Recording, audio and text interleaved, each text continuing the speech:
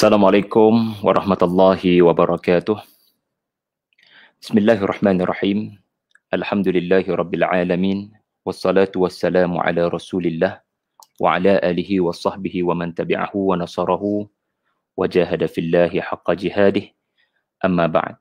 Terima kasih kepada seluruh para penonton di Tadabbur Center dan juga seluruh yang bersama pada petang ini.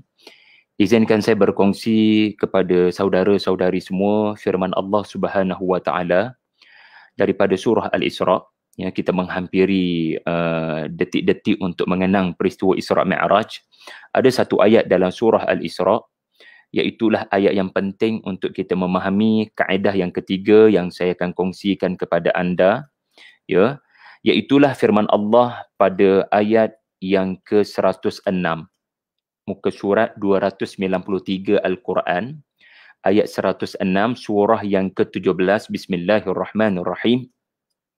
Wa Qur'anan faraqnahu litaqra'ahu 'alan nasi 'ala mukthin wa nazzalnahu tanzila.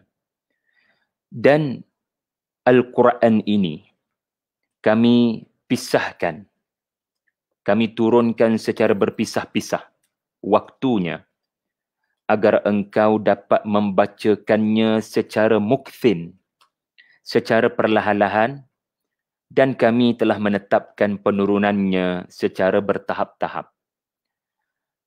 Maka ayat ini mengajar kita Al-Quran ini diturunkan secara perlahan-lahan. Ia bermakna tidak diturunkan dalam kadar yang begitu banyak, agar Nabi mempunyai masa mencukupi untuk mengajar dan mengamalkan ayat-ayat yang diturunkan.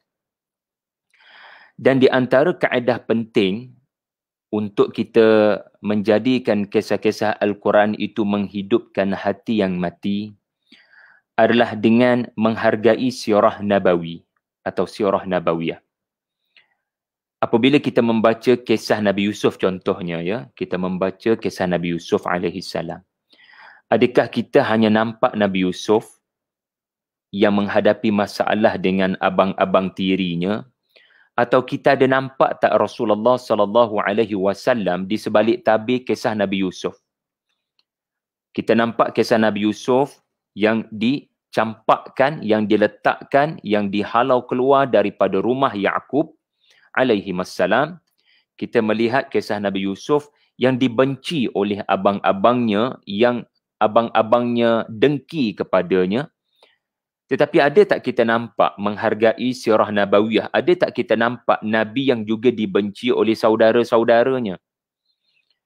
Bila kita baca cerita Nabi Yusuf alaihi salam, ya, diberikan Allah kekuasaan di bumi Mesir.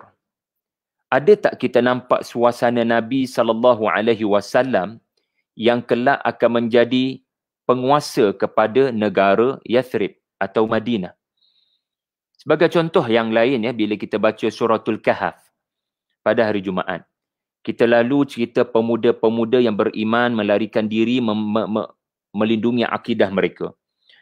Mereka tidak berada pada zaman mana-mana Rasul, mereka tidak mempunyai mentor yang seorang Rasul, mereka hanyalah 7 pemuda yang memilih untuk beriman. Ada tak kita nampak di sebalik kisah-kisah mereka itu para sahabat Rasulullah sallallahu alaihi wasallam? Ada tak kita nampak kisah para sahabat Nabi sallallahu alaihi wasallam yang muda-muda yang memilih untuk berhijrah, memelihara akidah mereka? Walaupun di hadapan kita kisah pemuda-pemuda Al-Kahf yang berhijrah meninggalkan tanah air mereka, ada tak kita nampak di sebalik kisah pemuda-pemuda ini kisah para sahabat Rasulullah yang menerima kisah-kisah pemuda Al-Kahfi, lalu mereka punya kekuatan untuk mempertahankan akidah mereka? Kita membaca dalam surah Yasin hari Jumaat, kita lalu seorang lelaki yang membantu 3 orang Rasul. Waja'a min aqsal madinati rajulun yas'a. Bila kita baca cerita lelaki berkenaan, ada tak kita nampak di belakang tabir itu agak-agaknya ayat ini memberikan kekuatan kepada siapa? ayat lelaki dari hujung kota membantu 3 orang rasul dalam keadaan lelaki berkenaan bersendirian, ya, tidak pun diminta oleh para rasul untuk datang membantu kami. Tetapi entah bagaimana tiba-tiba lelaki berkenaan Yas'a datang dalam keadaan berlari-lari, ya, untuk membantu 3 orang rasul berkenaan. Kaedah tadabbur yang ketiga ini mendidik dan mengajar kita untuk meletakkan posisi para sahabat, meletakkan diri kita di tempat generasi pertama menerima kisah-kisah Quran. Agak-agaknya apa dilema, apa konflik, apa permasalahan, apa isu yang mereka hadapi yang menyebabkan ayat-ayat Allah diturunkan. Kisah-kisah itu diturunkan kerana antara kaedah penting kita perlu faham, Allah Ta'ala tidak menurunkan sesuatu cerita atau sesuatu ayat atau sesuatu surah melainkan kerana ada isu tertentu berlaku. Ada yang kita tahu apa isunya yang berlaku kepada para sahabat atau berlaku kepada Nabi atau berlaku kepada orang-orang yang menentang dari kalangan kafir Quraisy. Ada yang ceritanya kita tidak ketahui. Ceritanya, riwayatnya, asbabun nuzulnya tidak sampai ke telinga kita. Al-Quran lebih banyak ayat-ayat yang tiada asbabun nuzul, ya, tuan-puan sekalian. Surah-surah yang turun sebelum hijrah juga susah dan sulit untuk kita mengetahui asbabun nuzul. Tetapi kita boleh tahu apa yang berlaku dalam fasa-fasa perjuangan Nabi SAW. Kita boleh tahu bagaimana keadaan Nabi dan para sahabat emotionally, psychologically. Kita boleh tahu dengan kita melihat cerita apa yang dipaparkan pada surah berkenaan. Sebagai contoh, surah berkenaan, ya, memaparkan ungkapan ahli-ahli sihir Fir'aun yang menyatakan dengan penuh berani, mulai detik ini kami menyembah Tuhan semesta alam, iaitulah Tuhan Musa dan Harun. Bila kita baca cerita ahli sihir Fir'aun, hargai sirah Nabi, maknanya apa? Cuba hadirkan perasaan kita, apa situasi para sahabat yang menyebabkan kisah ahli sihir diturunkan. Maka membaca kisah-kisah Quran menyebabkan kita perlu membaca sirah Nabi. Membaca sirah Nabi menyebabkan kita membeli Al-Quran. Sebab apa? Wa nunazzilu minal Qur'ani ma huwa shifaa'un wa rahmah. Allah Ta'ala sebut di dalam surah Al-Isra' yang sama, ya, menghuraikan ayat 106 tadi, hikmah kami turunkan Al-Quran perlahan-lahan kerana apa? Kami turunkan kisah 1, kemudian seminggu lepas itu kisah 2, sebulan lepas itu kisah 3. Kami tidak jadikan Al-Quran ini turun kisah itu dengan sangat padat dan tepu. Kerana setiap kisah yang diturunkan itu ada tempatnya, ada lokasinya. Kerana ayat 106 tadi, kita mengambil perkataan mukthin, makatha. Makatha ini, apa makna makatha? Anda berada di satu tempat dengan penuh debaran, menantikan sesuatu. Ya, makithina fihi abada. Suratul Kahf menyebutkan sifat penduduk syurga adalah mereka akan duduk menetap di situ, tidak mahu keluar daripada situ. Makithina, mereka duduk di situ dengan penuh debaran untuk menunggu sesuatu hidangan diberikan, apa yang mereka mahukan diberikan. Maka ala mukthin maknanya Nabi apabila menyebarkan Al-Quran, Allah turunkan perlahan-lahan. Al-Quran berkenaan maknanya 1 ayat, 2 ayat, 10 ayat. Kerana setiap lokasi itu ada debarannya. Setiap lokasi ada cabarannya. Yang mana persoalan yang diajukan kepada Nabi, tentangan yang diberikan ke atas Nabi, menyebabkan Rasulullah di setiap lokasi ini, di setiap pintu rumah yang Nabi pergi, di setiap kabilah yang Nabi pergi, tentangan yang diberikan menyebabkan Nabi sangat menantikan bantuan, motivasi daripada Allah. Lalu Allah menurunkan kisah-kisah Al-Quran. Allah menurunkan ayat-ayat Al-Quran. Allah menurunkan surah-surah Al-Quran. Ala mukthin. Kerana kamu berada di lokasi-lokasi tertentu, kamu menghadapi cabaran-cabaran tertentu, aku hargai jerih payah kamu, maka Allah turunkan Al-Quran perlahan-lahan supaya kamu tidak terbeban. Dan setiap kisah yang diturunkan itu pula, sebelum engkau sebarkan kepada orang lain, engkau sendiri mendapat kekuatan. wa nunazzilu minal Qur'ani ma huwa shifaa'un wa rahmatun lil mu'minin. Iaitulah ayat 82 suratul Isra yang sama. Di mana setiap kali Al-Quran diturunkan, Al-Quran itu diturunkan sebagai syifa. Para sahabat radhiyallahu anhum, ya, apabila sesuatu ayat diturunkan, termasuk ayat-ayat qasas, termasuk ayat-ayat kisah, ya, seperti ayat yang saya sebutkan tadi, ayat seorang lelaki dari hujung kota yang membantu 3 orang rasul dengan perkataannya kepada kaumnya, ikutlah rasul-rasul berkenaan. Kisah itu turun pada siapa kalau bukan generasi pertama para sahabat? Dan kisah itu turun untuk apa? Melainkan syifa, untuk menjadi penawar kepada penyakit-penyakit hati. Kerana di antara penyakit hati ini adalah keraguan. Boleh menang ke perjuangan Islam. Kalau begini tentangan yang diberikan oleh orang-orang kafir di Mekah. Apa ganjaran saya dapat wahai Rasulullah?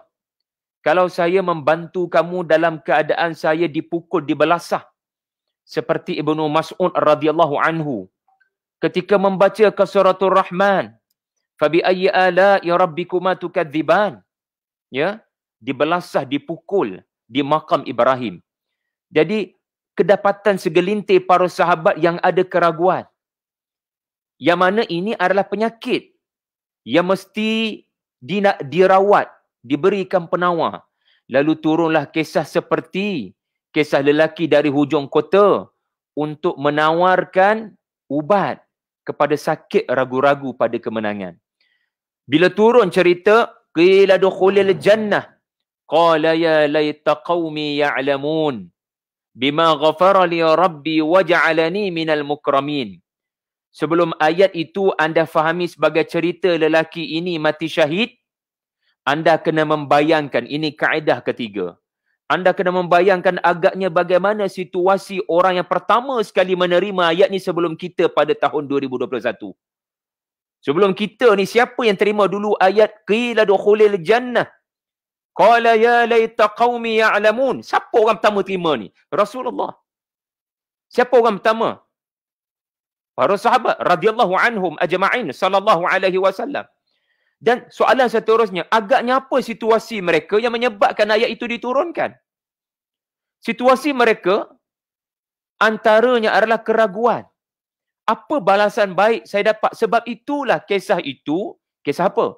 Kisah lelaki dari hujung kota berkenaan, Allah Ta'ala memaparkan ucapannya di alam barzakh.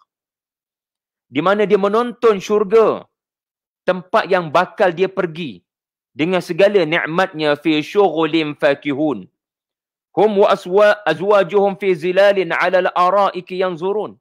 'Ala al-ara'ik, ya, mereka menikmati syurga, dipertontonkan kepada lelaki berkenaan di alam barzah. Jadi apa berlaku kepada para sahabat? Mereka mula kembali yakin dengan janji Allah, menerusi kisah-kisah Al-Quran. Baki lagi mungkin anda tertanya-tanya, Ustaz ada tak bahan rujukan, ya, antara rujukan yang baik, ya, untuk kita mengetahui sirah nabawi di sebalik surah-surah Qurani adalah seperti karya-karya yang boleh kita akses di internet seperti englishtafsir.com. englishtafsir.com, di mana menjadi manhaj atau metodologi Abul A'la Al-Maududi rahimahullah. Beliau akan menjelaskan al-khalfiyyatut tarikhiyatu, apakah historical background kepada surah berkenaan. Ya, serba sedikit mengambil riwayat-riwayat asbabun nuzul, tetapi lebih banyak mengamati ayat-ayat yang menceritakan tentang sirah Nabi daripada surah yang diturunkan. Kadang ya, surah-surah yang diturunkan ini ataupun ayat-ayat yang diturunkan ini, kita tak tahu soalan tentang apa situasi Nabi. Sebab ayat tu bukan cerita pasal Nabi Muhammad SAW. Ayat tu cerita pasal Nabi Musa di Laut Merah yang buntu dengan Firaun sudah datang.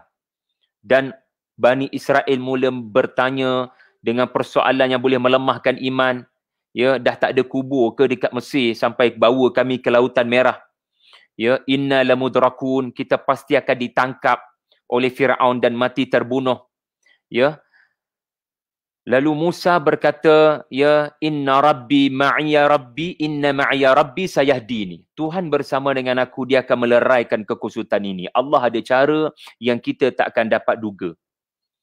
Lalu tiba-tiba Allah berikan wahyu untuk Musa menghalakan tongkatnya ke Laut Merah, lalu terbelah lautan kepada 12 belahan yang setinggi gunung. Jadi agaknya kisah itu turun kepada siapa nombor satu? Itu soalan nombor satu, turun pada siapa? Generasi pertama siapa? Ini soalan nombor satu untuk aplikasikan kaedah ni. Sudah pasti turun pada Nabi SAW yang menghadapi para sahabat yang ragu. Dan turun kepada siapa lagi? Turun kepada para sahabat. Untuk Allah Ta'ala pugar komitmen mereka agar stay dengan Nabi. Allah Ta'ala akan bantu Nabi. Jangan risau, jangan ragu. Jadilah kamu seperti Harun, jadilah kamu seperti Yusha' bin Nun, jadilah kamu seperti pemuda-pemuda yang beriman dari kalangan Bani Israel yang tetap meyakini Musa, Allah bersama dengan dia. Kalau kita buntu, Fir'aun dah sampai, Laut Merah kat depan, Allah ada cara dan terbukti. Allah jalankan, Allah kurniakan makhrajan min haitsu la yahtasib. Allah berikan jalan keluar dari arah sudut yang tidak diduga, di mana Laut Merah berkenaan terbelah. Jadi Laut Merah terbelah. Apa agaknya dalam konteks sirah Nabi SAW? Dia mengajar apa kepada kita menerusi sirah Nabi? Dia mengajar kita Allah Ta'ala selalu akan mengeluarkan Nabi dan para sahabat daripada kekusutan apabila mereka mengekalkan keimanan dan kesabaran di jalan Allah. Allah ada sahaja cara untuk mengeluarkan Nabi dan para sahabat daripada kekusutan dengan cara-cara yang tidak diduga. Sebagai contoh dalam sirah Nabi, tiba-tiba anai-anai memakan surat boikot ekonomi yang sudah berusia 3 tahun lebih. Mereka terkejut apabila mendapati surat dalam Kaabah berkenaan telah dimakan anai-anai. Mereka sudah bermesyuarat pun kerana orang-orang mengkritik tindakan mereka memboikot Banu Hashim. Dan keputusan yang dicapai adalah untuk menghentikan boikot ini kerana orang mempertikai kepimpinan Makkah di bawah orang-orang Quraisy waktu itu yang menyalahgunakan kuasa menindas orang-orang yang tiada kuasa. Akhirnya, keputusan itu melorong mereka untuk membatalkan perjanjian untuk memboikot Banu Hashim dan akhirnya mereka terkejut surat berkenaan dimakan anak-anak kecuali Bismikallahumma.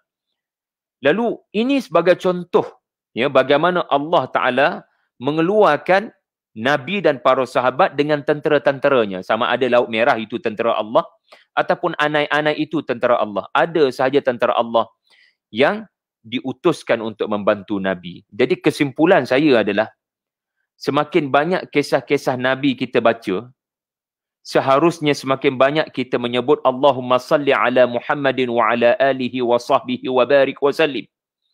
Semakin banyak kisah-kisah Al-Quran kita baca, soalan paling besar adalah, kau nampak tak Nabi pada kisah Nabi-Nabi? Kau nampak tak sahabat-sahabat Nabi di sebalik kisah di dalam Al-Quran? Kau nampak tak musuh-musuh Nabi di Mekah, di Madinah, di sebalik kisah musuh-musuh Nabi-Nabi di dalam Al-Quran pada zaman-zaman lampau? Ada tak apabila kita membaca surah Yasin yang penuh dengan kisah, perkara nombor satu dalam fikiran kita adalah hebat perjuangan Rasulullah dan para sahabat. Dan bukannya kenapa barang saya tak jumpa lagi ni, dah baca Yasin banyak kali dah ni. Seharusnya kita menguruskan fikiran kita kepada yang lebih utama. Bila kita baca surah tu Al-Kahf, kita punya motif utama kita adalah bagaimana kisah-kisah itu membina generasi Al-Quran.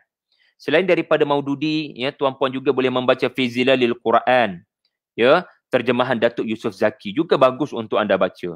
Kerana Al-Allamah Said Qutb akan menceritakan serba sedikit walaupun tidak panjang lebar, nabdzah qasirah, membayangkan suasana penurunan surah berkenaan kepada para sahabat. Suasana dipanggil Al-Jawu An-Nassi, atmosfera, suasana Mekah. Fasa 1, fasa dakwah rahsia. Fasa 2, fasa dakwah terus terang. Fasa 3, fasa tentangan, fasa boikot, fasa menghadapi pembantaian, pembunuhan. Fasa yang keempat, fasa dakwah musim haji. Jadi, para ulama kita, ya, sebahagian mereka telah membantu kita untuk menjadikan kisah di dalam Al-Quran, walaupun cerita pasal umat terdahulu, ya, tetapi kita dapat maklumat tentang sirah Nabi SAW. Sebab itulah apabila kita nak belajar tafsir Quran, kita tak boleh pisah daripada sirah Nabi. Dan bila kita baca sirah Nabi, kita sepatutnya terdedah kepada ayat apa yang menguatkan mereka ini. Ayat apa yang melahirkan generasi para sahabat yang kental iman ni. Kisah apa agaknya yang menguatkan iman mereka. Jangan kita hanya tahu 2 darab 2, kita hanya nak tahu 4, tetapi proses 2 darab 2 kita tak nak tahu. Hebatnya orang-orang seperti iman Abu Bakar As-Siddiq. Ya, iman beliau ketika Nabi turun daripada Mi'raj. Ya, bagaimana boleh lahir orang-orang yang kental iman seperti Mus'ab bin Umair. Itu semua ada proses yang dilalui. Antara proses berkenaan adalah kisah-kisah Nabi yang diturunkan kepada mereka memberi kekuatan. Jadi tuan-puan sekalian, bila anda membaca sesuatu kisah, anda bacalah, ya, kisah itu dalam surah apa. Barangkali kerana anda tidak baca daripada awal surah, anda hanya membaca kisah berkenaan sahaja, anda kehilangan roh kepada kisah berkenaan. Kisah berkenaan, ya, barangkali anda tidak mendapat ibrah yang sebaik-baiknya kerana anda tidak baca daripada awal. Kerana antara contoh untuk tahu bagaimana suasana Nabi dan para sahabat ketika ayat kisah itu diturunkan adalah dengan memerhatikan apa cerita Rasulullah SAW di awal surah berkenaan. Sebagai contoh, sebelum kita larut dan tenggelam dengan cerita Zulkarnain dalam suratul Kahf, sebelum kita nak membahaskan tentang Zulkarnain itu siapa, ya, soalan nombor 1 yang paling utama berdasarkan kaedah ini adalah bagaimana suasana Nabi dan para sahabat ketika kisah Zulkarnain diturunkan.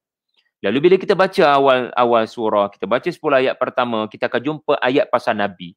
Ya, fala'allaka baqi'un nafsaka 'ala atharihim illam yu'minu bihadzal hadithi asafa. Jadi itu antara contoh ayat yang memberitahu tentang emosi Nabi, keadaan Nabi, psikologi Nabi. Lalu suratul Kahfi diturunkan. Ia bukan sekadar kerana menjawab persoalan daripada Quraisy yang bertanya tentang Zulkarnain. Kerana kalau itulah sahaja motifnya, maka yang berpuas hati dengan Al-Quran adalah penentang-penentang kerana mereka dapat jawapan. Tetapi Nabi sendiri, SAW, para sahabat sendiri, apa kesan kisah Zulkarnain kepada mereka? Bagaimana kisah Zulkarnain itu, ya, memberikan syifa lima fis sudur. Bagaimana kisah Zulkarnain itu, ya, berkaitan dengan fala'allaka baqi'un nafsaka 'ala atharihim.